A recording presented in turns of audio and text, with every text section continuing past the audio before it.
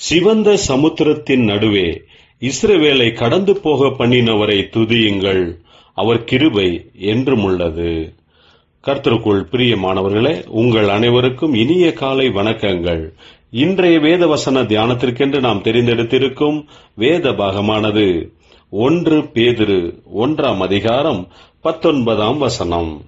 குற்றமில்லாத மாசற்ற ஆட்டுக்குட்டியாகிய கிறிஸ்துவின் விலையேற பெற்ற இரத்தத்தினாலே மீட்கப்பட்டீர்கள் என்று அறிந்திருக்கிறீர்களே.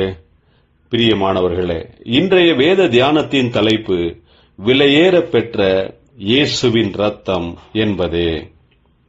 அப்போஸ்தலனாகிய பேதுரு தன்னுடைய நிருபத்தில் நாம் பரிசுத்தமாக்கப்படுதலுக்காக அழைக்கப்பட்டு இருக்கிறோம், விசுவாசத்துடனும் கீழ்ப்படிதலுடனும் தேவனுடைய கிருபையையும் சமாதானத்தையும் நாம் அடைய வேண்டும் என்கிறார்.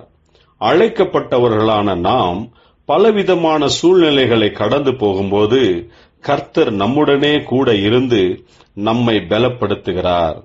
ஏனென்றால் நம்மை அழிவுள்ள வஸ்துக்களாகிய வெள்ளியினாலும் பொன்னினாலும் நம்மை மீட்காமல் குற்றமில்லாத மாசற்ற ஆட்டுக்குட்டியாகிய இயேசு கிறிஸ்துவின் விலையேற பெற்ற இரத்தத்தினாலே நம்மை மீட்டு ரட்சித்திருக்கிறார் என்று நாம் அறிய வேண்டும். நம்மை விலையேற பெற்றவர்களாக மாற்றியது இயேசு கிறிஸ்துவின் இரத்தமே. நமக்கு தகுதியையும் உயர்வையும் ரட்சிப்பையும் கொடுத்திருக்கிறது பரிசுத்தமான குற்றமில்லாத மாசற்ற இயேசு கிறிஸ்துவின் இரத்தமே. நாம் விலையேற பெற்றவர்கள், தேவனால் தெரிந்து கொள்ளப்பட்டவர்கள் என்பதை நாம் மனதிலே வைத்துக்கொண்டு தேவனுடைய கரங்களில் நம்மை ஒப்புக் கொடுப்போமாக. ஜெபிப்போம்.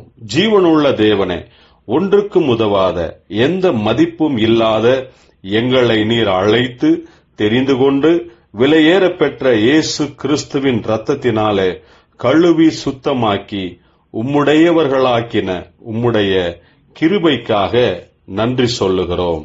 உமக்கே என்றென்றும் மகிமை உண்டாவதாக. இயேசு கிறிஸ்துவின் நாமத்தில் ஜெபிக்கிறோம் நல்ல பிதாவே, ஆமேன்.